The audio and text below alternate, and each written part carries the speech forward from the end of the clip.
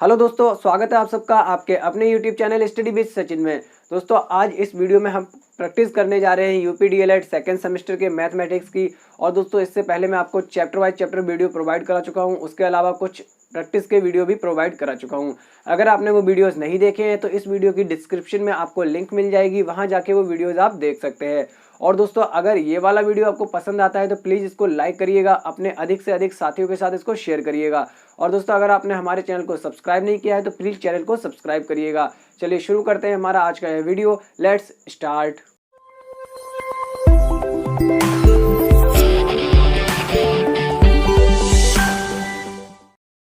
चलिए देखिए दोस्तों, हमारा यहाँ पहला प्रश्न बोर्ड पे लिखा हुआ है, यदि त्रिभुज ABC और PQR में AB बराबर 3.5 सेंटीमीटर, BC बराबर 7.1 सेंटीमीटर, AC बराबर 5 सेंटीमीटर, PQ बराबर 7.1 सेंटीमीटर, QR बराबर 5 सेंटीमीटर और PR बराबर 3.5 सेंटीमीटर हो तो दोनों त्रिभुज की सर्वांग समता का परीक्षण कीजिए।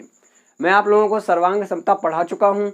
आपको मैंने क्या बताया था कि सर्वांग समता का मतलब है कि एक त्रिभुज के ऊपर दूसरा त्रिभुज एकदम फिट हो जाए, सारे डायमेंशंस बराबर हों।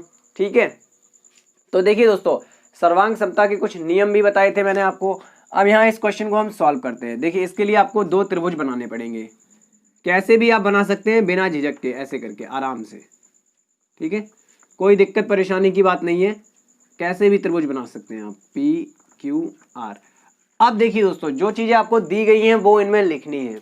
कैसे कि त्रिभुज ABC में क्या दिया गया है, आपको पहले ये त्रिभुज बना लिया हमने, फिर ये त्रिभुज बना लिया। ABC में AB बराबर 3.5, ठीक है भाई। BC बराबर 7.1, ठीक है, ये भी लिख लिया। और AC बराबर 5, ये भी लिख लिया। ये सारी सेंटीमीटर में है, ठीक है ना। उसके बाद PQ 7.1, उसके बाद QR 5 और उसके बाद PR 3.5। अब देखिए दोस्तों आपको यहां पर सर्वांग समता की जांच करनी है। क्या ये त्रिभुज सर्वांग सम है? अगर हैं तो आपका कौन सा पॉइंट किस पॉइंट पर आएगा, ये सारी चीजें बहुत ही ज्यादा आपको मैटर करती हैं। अब यहाँ देखिए, चाहे इस त्रिभुज में चाहे इस त्रिभुज में, मतलब देखना तो आपको दोनों को ही है, लेकिन हमें एक को थोड़ा बदलना पड़ेगा। कैसे बदलेंगे हम? ध्यान से देखिएगा कि हम इस त्रिभुज को कैसे बदल सकते हैं। यहां देखिए आप, ये 3.5 है, इस 3.5 के बराबर इसमें एक भुजा है कि नहीं है? PR है, PR है। जब आप देख रहे हैं PR है तो हम इसको ऐसे नहीं बना सकते, ये P ऐसे और ये R, ठीक है। अब इस त्रिभुज को ऐसे बना लीजिए, ये P वाली भुजा PR वाली भुजा 3.5 हमने इधर लिख दी। अब जब PR बदल गई तो एक पॉइंट केवल Q बचा। अब आप सारी भुजाएं लिख दीजिए, जैसे कि आप देखेंगे कि PQ कितना है, PQ आपका है, इसमें कितना था PQ 7.1, इसमें कितना था RQ कितना था 5, लीजिए ये भी कर लिया हमने।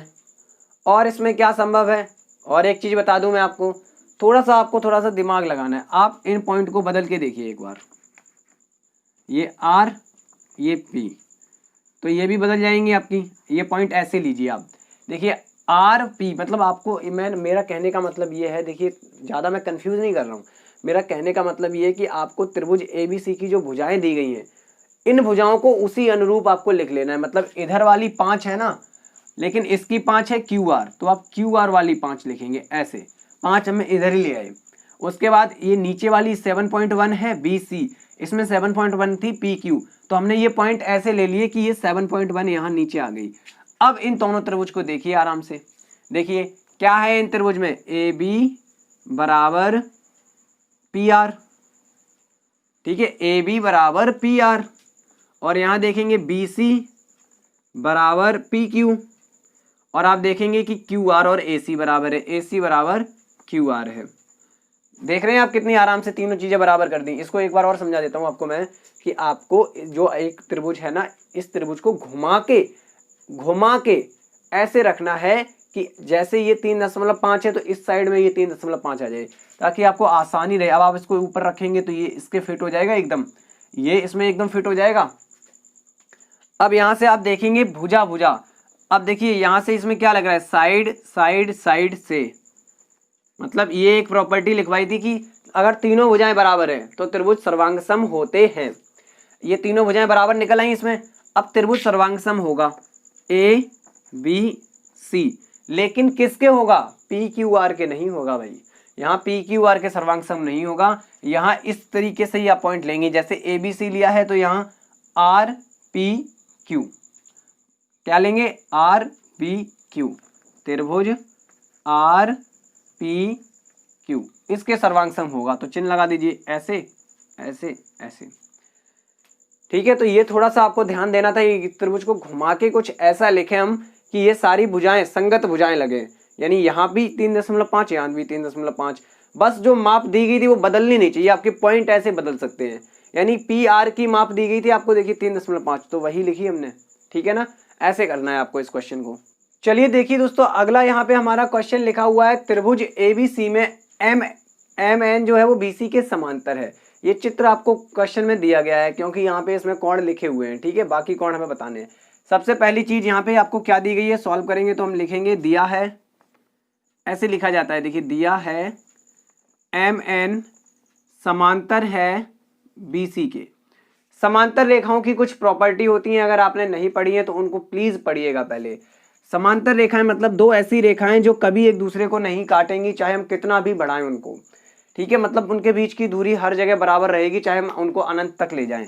अब दोस्तों, अगर किसी समांतर रेखा को कोई एक रेखा ऐसे काट देती है, कोई एक रेखा ऐसे काट देती है, तो आप देखेंगे ये कोण इस कोण के बराबर होता है, ठीक है, ये वाला कोण इस कोण के बराबर होता है। और यहाँ पे कोई एक रेखा ऐसे काट रही है तो ये कोण इसके बराबर होगा, जाहिर सी बात है। तो ऐसे करके आप इन यहाँ पे कोणों को निकालते हैं, ठीक है। चलिए, अब मैंने आपको क्या बताया था कि इस समांतर रेखा वाली प्रॉपर्टी से ही ये पूरा आएगा। आपसे पूछा जा रहा है कि त्रिभुज एबीसी के शेष कोणों की माप ज्ञात कीजिए। देखिए, त्रिभुज ए बी सी, इसके कोण निकालने हैं, यानी कि ए तो हमें पता है, हमें निकालना है यहाँ पर बी और सी। एक मिनट जरा रुकिएगा, ये 88 है, कितना है 88, ये। चलिए देखिए क्या है कि हमें बी और सी निकालने हैं, इसके साथ साथ हमें बताने क्या त्रिभुज एबीसी और त्रिभुज ए एम एन समरूप हैं। तो समरूप में क्या नियम था कि अगर उनके संगत कोण बराबर हैं तो त्रिभुज समरूप होंगे। देखिए, इसमें दो त्रिभुज बने हुए हैं, एक यहाँ पे बड़ा वाला, एक ये भीतर छोटा वाला, ठीक है। तो आपसे पूछा गया है कि ये छोटा त्रिभुज और बड़ा त्रिभुज आपस में समरूप हैं, एक जैसे रूप वाले हैं। चलिए देखते हैं कैसे होगा। सबसे पहले तो ये चीज आपको दी गई है, अगर ये चीज दी गई है तो यहाँ देखिए, इस रेखा में इसको अगर हम थोड़ा सा और बढ़ा लें ऐसे, ठीक, जब आप इसको थोड़ा सा और बढ़ा लेंगे तो आप क्या देखेंगे कि ये जो कोण है वही ये कोण होगा। ये दोनों समांतर रेखाएं हैं, अभी बताया था ऐसे करके समांतर रेखाएं हैं, ये एक रेखा इसको ऐसे काट रही है, तो ये जो कोण होगा वही ये कोण होगा। अगर आप इतना मिटा दें तो देखिए ऐसे ही कुछ बनेगा ऐसे करके, है ना, दो समांतर रेखाओं को एक रेखा काटती है तो ये कोण बराबर होते हैं, यानी कि जो हमारा कोण M है वही कोण B होगा 30 अंश। इसको सॉल्व कैसे करेंगे, ऐसे लिखेंगे, कोण AMN इक्वल टू कोण B लिख लीजिए, केवल कोण B। ये दोनों कोण बराबर है ना, और इस AMN की वैल्यू कितनी है, 30 अंश, हो गया ना 30 अंश, ठीक है, यानी कोण B निकल के आ गया आपका 30 अंश। अब निकालते हैं, अब एक त्रिभुज में दो कोण हमें पता है, बड़ा वाला त्रिभुज देखिए, त्रिभुज ABC में बड़ा त्रिभुज देखिए, तो तीनों कोणों का योग होता है 180 अंश। आपको पता है ना त्रिभुज के तीनों कोणों का योग, तो अगर हम इसको जोड़ें, कोण A को कोण B को जोड़ें और कोण C को जोड़ें तो 180 अंश होना चाहिए, यानी कि कोण A कोण B और कोण C बराबर होना चाहिए 180 अंश। चलिए अब देखिए, कोण A आपको दिया गया है 88, कोण B हमने निकाला 30, कोण C हमें निकालना है तो हमने ऐसे ही लिख लिया, ठीक है। इन दोनों को जोड़ा हमने तो आएगा 8, 8 3 11, 118 अंश, कोण C बराबर 180 अंश। अब आपको कुछ नहीं करना है, बस इसको पक्षांतर कर दीजिए, बराबर के उस तरफ ले जाइए, तो कोण C बराबर 180 अंश, इधर प्लस का उधर हो गया माइनस का, 118 अंश। बचा आपका कितना, 62 अंश। कितना बचेगा, 62 अंश। देख लीजिए 10 में से 8 घटाया 2, यहाँ पे बचा था 7, 7 में से 1 गया 6, तो कोण सी निकल के आ गया आपका 62 अंश। अब देखिए दोस्तों यहाँ पर आपको ये कोण बताने थे, ठीक है। अब एक चीज और मैं आपको बता दूं, जो कोण सी होगा वही कोण एन होगा। ये भी समांतर रेखाएं हैं ना दोनों, इधर से एक रेखा काट रही है, तो जो कोण सी होगा वही एन होगा। हालांकि वो पूछा नहीं गया था, फिर भी बता दिया मैंने। अब एक चीज और पूछी गई थी, क्या त्रिभुज एबीसी और त्रिभुज एएमएन समरूप हैं? आप देखिए इनके संगत कोण बराबर हैं।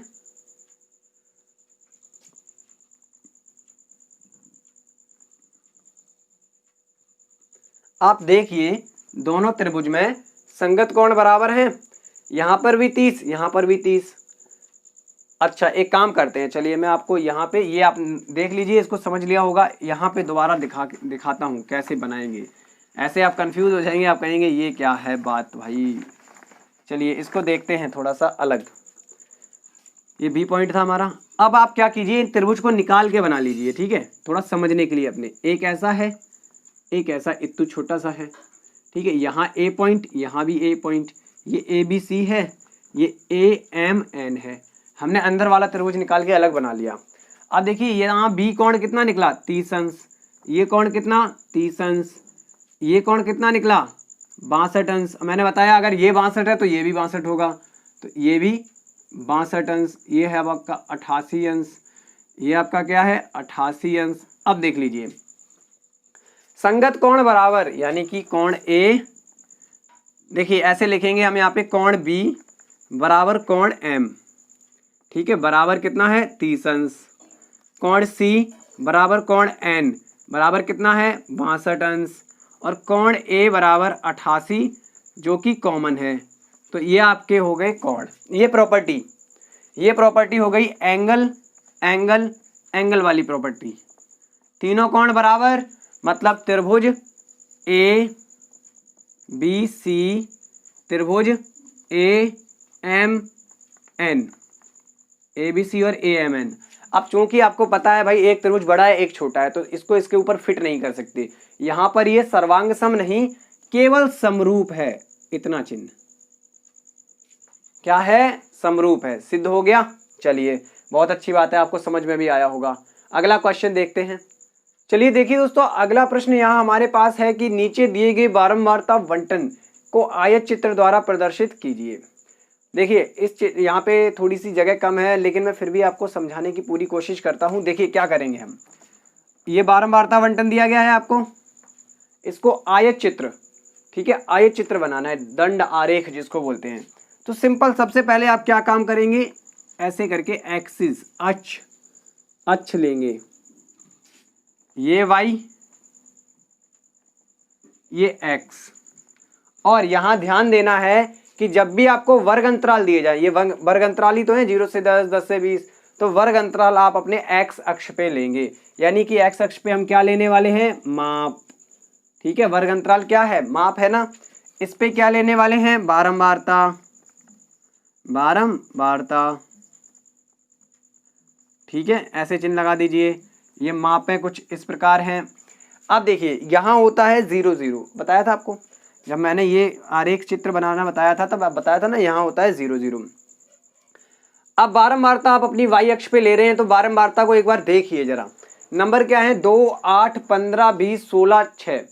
तो आपको इनको यहाँ पे ना कुछ ऐसे बराबर ले लेना है। अब देखिए आप क्या करेंगे, अगर आप 2 से शुरू करेंगे, क्या है कि आप 1 सेंटीमीटर बराबर 2 बारंबारता लेंगे, तो ऐसे बनेगा 2 के बाद 4, 4 6 8, 4 12, देखिए 2 2 4 2 6 2 8 2 10 2 12 2 14 2 16, ठीक, सिंपल इतना आ जाएगा। ठीक है, यहाँ पे हमारा आ जाएगा 2 4 6 8 10 12 14 16। हालांकि आपको यहाँ पता है कि बीच में 15 भी है। देखिए आप यहाँ पे 5 5 के अंतर पे भी ले सकते थे, कोई फर्क नहीं पड़ने वाला, हमें तो बस दिखाना है ना, एक दंड आरेख बनाना है। हालांकि यहाँ पे 15 है, वो आपका इसमें आया नहीं है, तो आपका 14 और 16 के बीच में कहीं 15 होगा इस जगह पे, तो ये आप याद रखिएगा, ठीक है। 14 और 16 के बीच में 15 होगा। अब देखिए ध्यान से कि यहाँ 0 होता है, तो 0 से यहाँ 1 कट लिया, 0 से 10, फिर एक और कट लिया 20, फिर एक और कट लिया 30, फिर एक और कट लिया 40, एक और कट लेंगे 50, एक और कट लेंगे 60 तक ही तो है हमारे, ठीक है। अब आप सिंपल क्या कीजिए कि 0 से 10 की बारंबारता है 2, 0 से 10 की बारंबारता है 2, लीजिए हमने 0 से 10 की बारंबारता 2 तक मिला दी। अब यहाँ पर आपका क्या है, 10 से 20 की बारंबारता है 8, तो 10 से 20 ये पूरा वर्ग अंतराल है, तो इन दोनों का आयत चित्र ऐसे 8 तक आएगा, इस 8 की सीध में ऐसे करके 8 की सीध में 10 से 20 ऐसे बनेगा दोस्तों।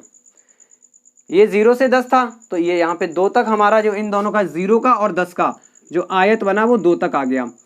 10 और 20 का आयत बनेगा वो कहाँ तक आएगा, 8 तक, बारंबारता कितनी है 8। ऐसे 20 का और 30 का, तो 20 और 30 ये दोनों लाइन, अब आप कहेंगे कि अलग अलग कैसे करें, तो भाई इसी लाइन को आप ऊपर उठा सकते हैं, कहाँ तक है 15 तक, तो ये 15 ये लगभग हमारा यहाँ आएगा 14 और 16 के बीच में, ठीक है। ये आ गया देखिए इसका आयत चित्र। 20 से 30 कितना ऊंचा गया, 15 तक, 16 और 14 के ठीक बीच में 15 होगा, तो आप ठीक बीच तक रखें। उसके बाद 30 से 40 है 20, तो 16 के बाद यहाँ पे देखिए 18 और 20, यहाँ 20 तक बना लीजिए, वो मैंने ध्यान नहीं दिया कि यहाँ 20 भी नंबर है एक, आप सबसे बड़े तक बनाएंगे। तो 20 मतलब ये गया आपका यहाँ तक, लगभग यहाँ। आपको क्या करना है, जो एक आप दंडारेख बनाते हैं उसी में से दूसरी लाइन निकालनी है, ठीक है, क्योंकि ये देखिए ये वर्ग क्या है 20 तक, फिर 20 से ही शुरू है 30 तक, तो 20 वाली लाइन को ही ऊपर और बढ़ा के उस हिसाब से आपको दिखाना होता है। अब 40 से 50 है, तो 40 से 50 है 16 मतलब कुछ इस सीध पे 16 यहाँ पे आ जाएगा, तो 40 वाली लाइन तो यही है और 50 वाली लाइन यहाँ तक कर दीजिए, ऊपर लीजिए ऐसे मिला दीजिए, हो गया। अब 50 से 60 है 6, यानी कि ये कुछ इस सीध में 6। आपके पास तो स्केल होगी, आप आराम से नाप सकते हैं, मतलब आपके पास जब एग्जाम में आप करेंगे तो आपके पास स्केल होगी, आप आराम से नाप के बना सकते हैं। तो ये बन गया हमारा। इसको थोड़ा सा अच्छा करने के लिए यहाँ 2 लिख दीजिए, 10 और 20 की कितनी थी 8 लिख दीजिए, यहाँ 20 और 30 की कितनी थी आपकी 15 लिख दीजिए, ठीक है, ताकि जो एग्जामिनर चेक करे उनको पता चल जाए कि आपने दंडारेख कितने ऊंचे बनाए हैं। 30 से 40 कितना था हमारा 20 था, 40 से 50 कितना था 16, और 50 से 60 कितना था 6। तो ये आप ऐसे नॉर्मली बना सकते हैं। और देखिए दोस्तों यहाँ पे कुछ वो नहीं है कि आप जरूरी नहीं 2-2 का, 5-5 का भी गैप ले सकते थे। कैसे, यहाँ एक चित्र और देखते हैं बना के। आपने क्या किया, ये y अक्ष है, ये x अक्ष है, आप माप इधर बारंबारता इधर माप लिख लेना, ठीक है। हम यहाँ क्या कर सकते थे 5-5 के भी बना सकते थे बराबर यहाँ पे खंड, ठीक है, ऐसे करके 5, 5 10, 5 15, 5 20, 5 25, हालांकि 20 तक है तो कोई आगे ज़्यादा ऊपर जाने की जरूरत नहीं है। अब आपको 0 से 10 दिखाना था 2, 0 से 10 क्या दिखाना था 2, तो 2 कहाँ होगा, अंदाजन देखिए आप 5 के नीचे कहीं 2 होगा ना इस जगह पे लगभग, तो यहाँ से ऐसे 0 से 10, ठीक है, फिर 10, 20, 30, 40, 50, 60। तो अब यहाँ पे आप क्या करेंगे, उसके बाद 20 से 10 से 20 कितना है 8, तो 8 यहाँ लगभग 10 के नीचे होगा ऐसे करके।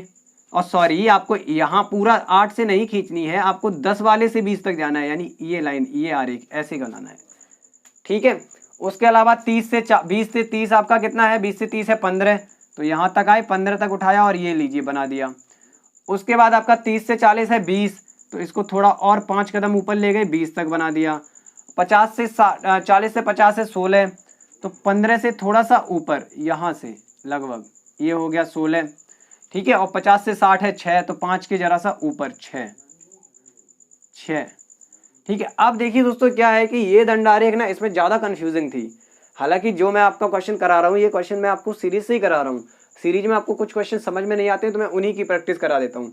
इसमें ज़्यादा कन्फ्यूजिंग थी क्योंकि देखिए यहाँ पे अगर हम 5-5 का अंतराल लेंगे तो थोड़ा फिट नहीं बैठ रहा है, ठीक है, लेकिन सीरीज में फिर भी ऐसे करा दिया उन्होंने। तो यहाँ अंदाजन लेने पड़ेंगे कुछ आपको, जैसे 2 है तो 2 5 के नीचे कहीं होगा, अंदाजे से लिया जाएगा यहाँ पे। अब यहाँ आप क्या कर रहे हैं, यहाँ आपको एक ही 2 नंबर अंदाजे से लेने पड़ेंगे। जैसे कि आपका केवल 15, बाकी सब देखिए 2 2 के अंतर पे हमने बनाए हैं, तो 2 के पहाड़े में तो सब आ जाते हैं, ये वाले सम संख्याएं। केवल आपको 15 वाला थोड़ा सा अंदाजा लेना पड़ेगा, बाकी कुछ नहीं। तो आपको जो अच्छा लगे, यहाँ पे क्या है, हमारा केवल दर्शाने का तरीका बदल गया, हमने ये संख्याएं अलग तरीके से ले ली तो दर्शाने का तरीका बदल गया, वही चीज है दोस्तों, ज्यादा कंफ्यूज होने की जरूरत नहीं है। चलिए नेक्स्ट क्वेश्चन देखते हैं। चलिए देखिए दोस्तों, अगला प्रश्न हमारा यहाँ लिखा है समीकरण को हल कीजिए। साथ साथ इसमें दोस्तों आपको उत्तर की जांच भी करनी है। तो दोस्तों हमें यहाँ पे क्या करना है, आप देखिए समीकरण को हल करने का मतलब x का मान निकालना। तो बहुत ज़्यादा सरल है, कोई ज़्यादा दिक्कत देने की ज़रूरत नहीं है इसमें। देखिए यहाँ पर आप इसको एक पूरी भिन्न के रूप में देखें, अगर इसको एक पूरा भिन्न के रूप में देखें तो ये क्या है, ये एक भिन्न लिखी है अंश बटे हर। तो इनका लासा लिया जाएगा सॉल्व करने से पहले। तो लासा 5 और 7 का लासा कितना हो गया, हर का लासा 35। जब 35 लासा हो गया तो यानी 7 का इधर गुणा 5 का इधर गुणा, मतलब कहने का मतलब हुआ कि देखिए 5 का इसमें भाग करेंगे तो 7 बार जाएगा और 7 का ऊपर होगा अंश में गुणा, यानी 7 गुणा में x - 3, पूरा है ना अंश x - 3। ऐसे ही प्लस लगाएंगे, 7 का इसमें भाग 5 बार, 5 का ऊपर गुणा x - 4 में। ऐसे ही तो भिन्न सॉल्व की जाती हैं। यहाँ देखिए दोस्तों, यहाँ आपको क्या करना है, यहाँ भी आप गुणा कर लें, इसको बटे में 1 मान लें। 35 लासा हो गया, 1 का भाग 35 में 35 बार, 35 का गुणा 6 में, 35 गुणा 6, 6 पंचे 30, हासिल 3, 6 तिया 18, 19 20 21, 210 हो गया। माइनस, अब थोड़ा सा ध्यान देना है आपको प्लीज कि ये नंबर ब्रैकेट में रहेगा क्योंकि बाहर माइनस लगा हुआ है। और वैसे भी दोस्तों जब 35 से इसमें भाग करेंगे, 35 में इस 35 से इसमें भाग करेंगे, एक बार भाग जाएगा और 1 का गुणा होगा पूरे 2x - 1 में। ऐसे करके आपको करना है, ठीक है। अब ये देखिए 35, एक चीज आपको बता दूं कि अगर आपको दोनों तरफ एक एक पद सा आपको मालूम पड़े, बटे में सिर्फ एक बार, बटे में सिर्फ एक बार, कुछ और नहीं है। जैसे ऊपर था क्या, ऊपर अलग अलग तोड़ तोड़ के बटे में लिखे हुए थे, यहाँ सीधा ऐसा मालूम पड़े तो यहाँ आपको क्या पता चल रहा है, अगर हम आगे इसका कैंची गुणा करेंगे, ठीक है, तो ये 35 पूरे इसमें ऊपर गुणा में जाएगा, ये 35 इसके पूरे में गुणा में जाएगा। लगभग ऐसे लिख पाएंगे इसको हम, गुणा 35, ऐसे ही तो लिखेंगे इस वाले 35 को। तो ये 35 और ये 35 कट जाएगा, ये ऊपर गुणा में है, ये नीचे भाग में, कट जाएगा। तो इसीलिए दोस्तों ऐसे इस सिचुएशन में आप क्या कर सकते हैं, आप यहाँ पे इस 35 से इस 35 को काट सकते हैं डायरेक्ट, ठीक।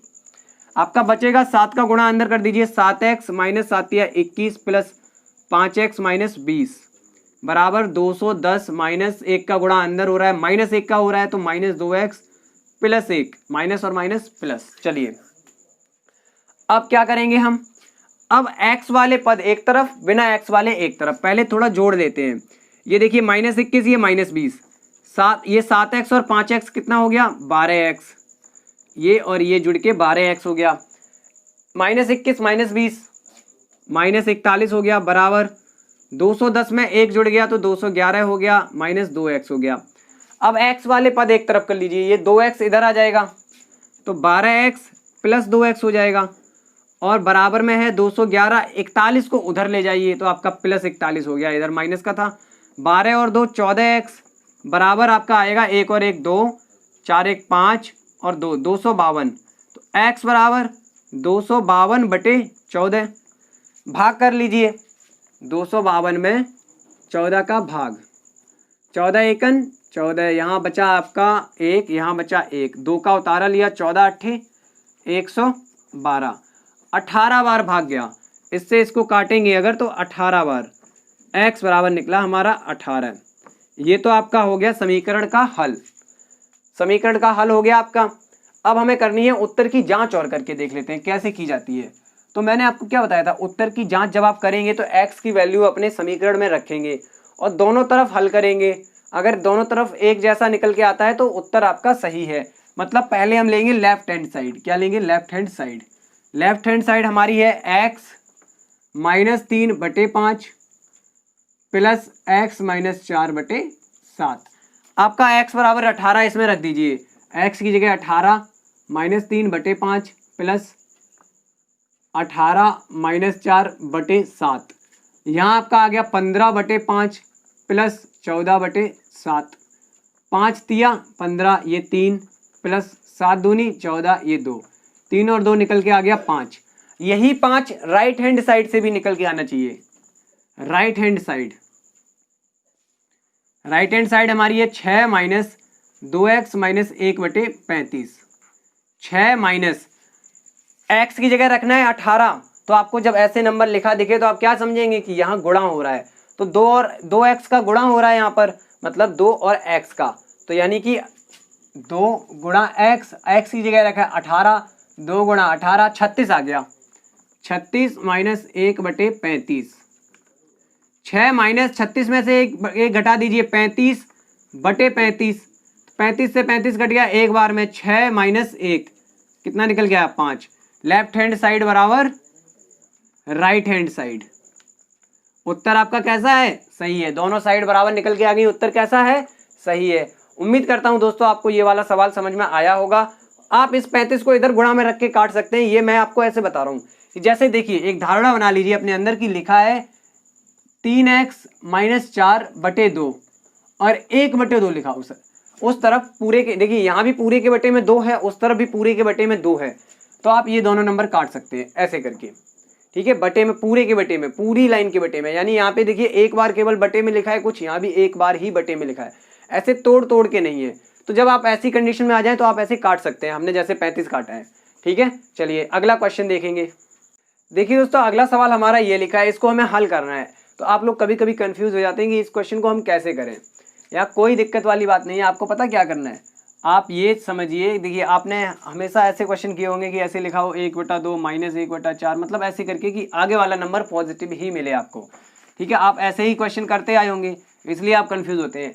ऐसी यहाँ पे कोई विशेष समस्या आपको नहीं है, आप ये माइनस ऊपर वाले नंबर के साथ लगा सकते हैं ऐसे, ठीक है। इसको ऐसे लिख सकते हैं, कोई दिक्कत नहीं है, बिल्कुल कंफ्यूज होने की जरूरत नहीं है। अगर माइनस लगाए नीचे तो आप ऊपर वाले नंबर के साथ भी लगा सकते हैं। अब यहाँ से क्या हो गया, हर समान है, -5 प्लस 13, 13 में से 5 घटा रहे हैं हम, कितना बचेगा 8/9, आंसर आ गया। कुछ करना था दोस्तों इसमें? कुछ नहीं करना था भाई, यही हमारा उत्तर है इस क्वेश्चन का। चलिए दोस्तों देखिए हमारा अगला प्रश्न है, एक समबाहु त्रिभुज की ऊंचाई 3√3 सेंटीमीटर है, समबाहु त्रिभुज का क्षेत्रफल निकालिए। दोस्तों देखिए सबसे पहले आपको पता होना चाहिए कि समबाहु त्रिभुज किसको कहते हैं। एक ऐसा त्रिभुज जिसकी सभी भुजाएं बराबर हो, क्या हो, बराबर। अब देखिए यहां बात की गई है ऊंचाई की, जब आप क्षेत्रफल निकालेंगे तो आपको जरूरत पड़ेगी साइड यानी कि भुजा की, किसकी, भुजा की। तो ऊंचाई से भुजा कैसे निकालें, सबसे पहला काम ऊंचाई से भुजा कैसे निकालें। देखिए समबाहु त्रिभुज का क्षेत्रफल जो होता है वो होता है √3/4 a², ये होता है, a होती है भुजा, साइड, ठीक है। तो हमें सबसे पहले जरूरत पड़ेगी भुजा की, तो भुजा कैसे निकालेंगे, तो मैं आपको बताता हूं ये कंसेप्ट, यहाँ पे ध्यान रखिएगा कि ये एक समबाहु त्रिभुज हो गया। ऊंचाई बोलते हैं इस पे जो लंब डाला जाता है यहाँ पे, इसको बोलते हैं ऊंचाई। क्या बोलते हैं? ऊंचाई, ठीक है। यही ऊंचाई आपको दी गई है। अब दोस्तों आप एक ध्यान से एक चीज देखें, अगर तो आपकी अगर भुजा ए है, क्या है, ए, हमने मान लिया भुजा ए है, तो ये जो लंब डाला जाता है ये यहाँ 90 अंश का कोण बनाता है और इस भुजा को बराबर 2 भाग में बांट देता है, 2 बराबर भाग, यानी ये बराबर ये। तो अगर आपकी पूरी ए है, एक बात सोचिए, ये एक ए नहीं सारी ए भुजा होंगी क्योंकि त्रिभुज समबाहु है, तो ये पूरी क्या होगी, ए, यहां से यहां तक क्या होगी, ए। तो मैंने बताया कि बराबर 2 भाग में, मतलब ये और ये बराबर है, तो ये इसका आधा हो गया, तभी तो बराबर हो पाएंगे, आधा आधा मिलकर तो पूरा एक बनाते हैं, तो ये हो गया a/2। कितना हो गया, a/2। अगर आप देखें तो इतना त्रिभुज हम निकाल लेते हैं, ये इतना त्रिभुज हम बाहर निकाल लेते हैं, ये a b, इसको नाम दे दीजिए d, ये है a/2, ये है a और ये है 3√3, ऊंचाई भाई है ना, ये a से यहाँ तक की ऊंचाई दी गई है 3√3। अब आप ए आसानी से निकाल सकते हैं, पाइथागोरस प्रमेय लगा दीजिए इसमें। पाइथागोरस प्रमेय अगर हम लगाएंगे तो क्या होता है, कर्ण का स्क्वायर यानी a का स्क्वायर बराबर शेष 2 भुजाओं का वर्ग करके जोड़ देंगे, मतलब कि a/2 का स्क्वायर यानी लंब का स्क्वायर प्लस आधार का स्क्वायर क्या हो जाएगा, 3√3 का स्क्वायर। चाहे एक को लंब मान लीजिए दूसरे को आधार मान लीजिए, जैसे कर पाए। होगा यही, कर्ण का स्क्वायर बराबर होता है शेष दोनों भुजाओं के वर्गों के योग के। ये समझ लीजिए पाइथागोरस प्रमेय ये होती है। कर्ण का स्क्वायर, ये तिरछी भुजा कर्ण होती है, इसका स्क्वायर बराबर होता है लंब स्क्वायर प्लस आधार स्क्वायर, लंब स्क्वायर प्लस आधार स्क्वायर, बात तो वही है। ए स्क्वायर बराबर यहाँ पे आएगा आपका ए स्क्वायर बटे 4, 2 का वर्ग 4 हो गया। यहाँ आपका 3√3 लिखा है, इसका वर्ग निकालना है, तो 3 का वर्ग 9 और √3 का जब आप वर्ग करेंगे तो अंडर रूट हट जाएगा, बचेगा क्या 3। ए स्क्वायर ये आप इधर ले आइए माइनस ए स्क्वायर अपॉन 4, भाई यहाँ पे प्लस में था, बराबर के इधर ले आए माइनस में हो गया, 9 तिया 27 हो गया हमारा। ठीक है, यहाँ से थोड़ा सा कैलकुलेट करेंगे तो 4 यहाँ पे लासा ले लीजिए, आपका हो जाएगा 4a स्क्वायर माइनस ए स्क्वायर बटे 4। कैसे होगा भाई, थोड़ा सा मैंने शॉर्ट कर दिया, देखिए क्या है, शॉर्ट नहीं करता हूँ शॉर्ट भाई। एलसीएम लेंगे 4 आएगा, 4 का 1 का इसमें भाग 4 बार, तो 4 का गुणा ऊपर 4a स्क्वायर माइनस 4 का इसमें भाग 1 बार, 1 का गुणा ऊपर, तो यही आ जाएगा बराबर 27 हो गया। ठीक है, उसके बाद दोस्तों यहाँ पे देखिए बचेगा क्या 3 बटे 4 ऊपर ए स्क्वायर है बराबर 27। यहां तक कर लिया हमने, तो ए स्क्वायर बराबर क्या निकल के आया, ए स्क्वायर बराबर निकल के आया, देखिए 3 बटे 4, यहां था 27, ये बराबर की दूसरी तरफ ले गए तो 4 ऊपर जाएगा और 3 नीचे। ठीक है, 4 ऊपर 3 नीचे, क्योंकि 4 भाग में है तो ऊपर गुणा में जाएगा, 3 गुणा में है तो नीचे भाग में जाएगा, 3 निम 27 आपका बचा। यहाँ पे देखिए ध्यान से, आपका बच रहा है, अब यहाँ देखिएगा, यहाँ देखिए आपका बचा है ए स्क्वायर बराबर 9 गुणा 4, 9 चौके 36, तो a बराबर, इधर से स्क्वायर हटेगा, देखिए दोनों पक्षों का वर्गमूल लेंगे तो इधर से स्क्वायर हट जाएगा, उधर अंडर रूट लग जाएगा ऐसे, तो a बराबर आपका निकला 6। भुजा कितनी निकल आई, 6 का 36 का वर्गमूल 6 होता है, भुजा निकली 6। अब समबाहु त्रिभुज का क्षेत्रफल, इस ये जो डेल्टा होता है इसको क्षेत्रफल दर्शाने के लिए भी बनाया जाता है, क्या होता है √3 बटे 4 ए स्क्वायर, तो हमारा √3 बटे 4, ए हमारी है 6, तो 6 का स्क्वायर मतलब 36, 4 निम 36 यानी कि 9 √3 वर्ग, इस क्षेत्रफल है तो वर्ग सेंटीमीटर, 9 √3 वर्ग सेंटीमीटर हमारा उत्तर आएगा। वीडियो को आप दोबारा से रिवाइंड करके देखेंगे, आपको पूरा सवाल समझ में आ जाएगा, बस वो चित्र थोड़ा समझना था कि हम भुजा कैसे निकालेंगे, सबसे जरूरी चीज थी भुजा कैसे निकालेंगे, तो आप चित्र बना के ध्यान से देखा कीजिए इन चीजों को। चलिए दोस्तों, अगर आपको ये वाले जो मैंने वीडियो में क्वेश्चंस कराए हैं प्रैक्टिस के तौर पर ये आपको समझ में आए हैं तो इस वीडियो को लाइक करिएगा, अपने दोस्तों के साथ शेयर करिएगा।